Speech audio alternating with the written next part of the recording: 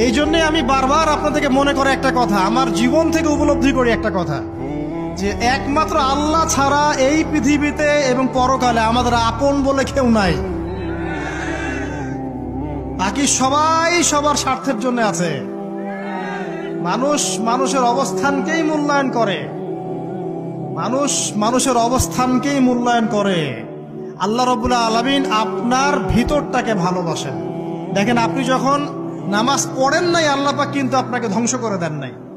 আল্লাহ পরম করুণাময় আপনাকে হেদায়েত দিয়ে নামাজি বানিয়ে দিয়েছেন। জীবন অনেক পাপ করেছেন, ইনস্ট্যান্ট আল্লাহ পাক শাস্তি দিতে পারতেন, আল্লাহ পাক দেন নাই। আল্লাহ আপনাকে ভালোবাসেন, আল্লাহ আমাকে ভালোবাসেন। আল্লাহ পাকের এই ভালোবাসার ঋণটা শোধ করার জন্য হলেও নামাজি হয়ে যান, আল্লাহর পথে ফিরে আসেন, দিনের জন্য কিছু করেন, দিনের ফিকির করেন, পড়াশোনা করেন। প্রিয় ভাইরা,